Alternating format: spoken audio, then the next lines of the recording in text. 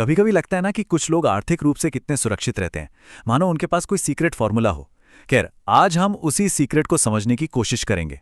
बात होगी उन 8 मजबूत स्तंभों की जिन पर एक शानदार फाइनेंशियल घर खड़ा किया जा सकता है। तो चलिए शुरू करते हैं। आगे बढ़ने से पहले एक सवाल पर सोचना बहुत जरूरी है। सवाल यह है कि पैसा हमारे कंट्रोल में है या हम पैसे के कंट्रोल में हैं। देखिए, इस पूरी बातचीत का मकसद यही है कि हर कोई वापस ड्राइवर सीट पर आ सके, मतलब अपनी फाइनेंशियल किस्मत की गाड़ी खुद चला सके। देखिए, कोई भी बड़ी इमारत हो वो एक मजबूत नींव पर ही टिकती है ना? और किसी का भी फाइनेंशियल फ्यूचर इससे अलग नहीं होता। तो चलिए अपने फाइनेंशियल घर की नींव रखना शुरू करते हैं और देखते हैं वो पहले कुछ जरूरी स्तंभ कौन से हैं।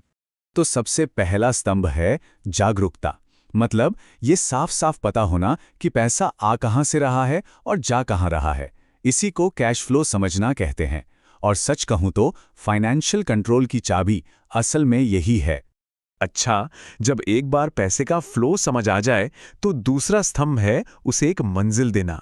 चाहे वो रिटायरमेंट हो, घर खरीदना हो या बच्चों की पढ़ाई। जब लक्ष्य साफ होते हैं ना, तो ये बिल्कुल वैसा ही है जैसे किसी घर का ब्लूप्रिंट बनाना जिसे बनाने का इरादा हो।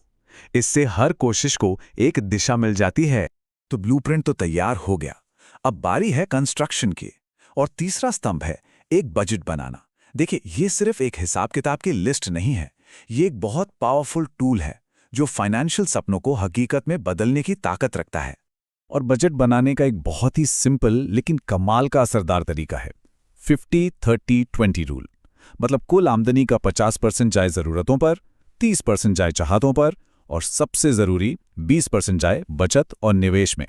शुरुआत करने के लिए यह एक बेहतरीन फ्रेमवर्क है। बहुत बढ़िया। तो नींव तो तैयार है, अब वक्त है इस फाइनेंशियल घर में दीवारें खड़ी करने का और एक मजबूत सिक्योरिटी सिस्टम लगाने का। यह हिस्सा इस बारे में है कि कैसे मेहनत की कमाई को जिंदगी के उतार चढ़ाव से बचाया जाए।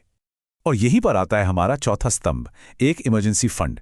इसे किसी के भी फाइनेंशियल जीवन का सेफ्टी नेट समझ लीजिए। अचानक नौकरी चली जाए या कोई मेडिकल इमरजेंसी आ जाए, ऐसे मुश्किल वक्त में यही फंड कर्ज के जाल में फंसने से बचाता है। हमारा पांचवां स्तंभ है बीमा यानी इंश्योरेंस।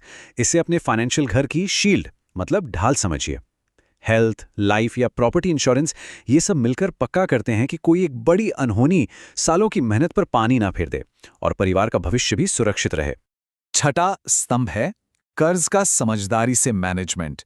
देखिए, डेट, खास तौर पर हाई इंटरेस्ट वाला कर्ज किसी की भी फाइनेंशियल ग्रोथ पर एक भारी बोझ बन सकता है।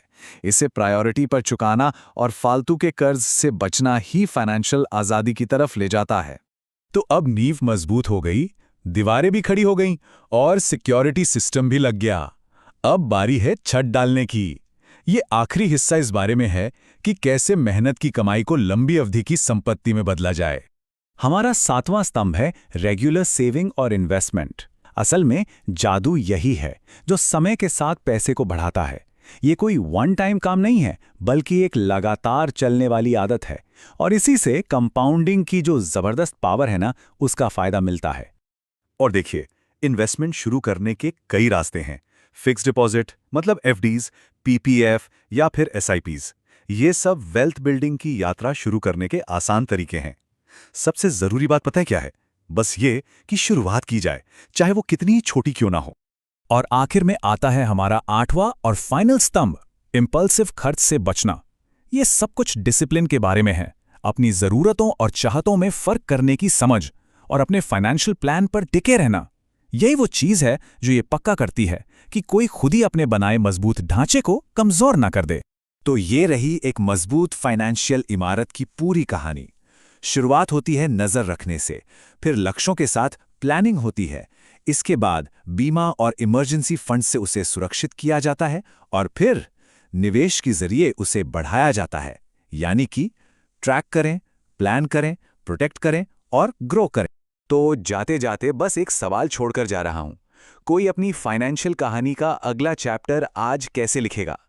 इन 8 स्तंभों में से वो कौन सा पहला कदम होगा जो उठाया जाएगा? हमेशा याद रखें, एक मजबूत फाइनेंशियल भविष्य का निर्माण एक बार में एक स्तंभ रखकर ही होता है। पहली ईंट आज ही रखी जा सकती है।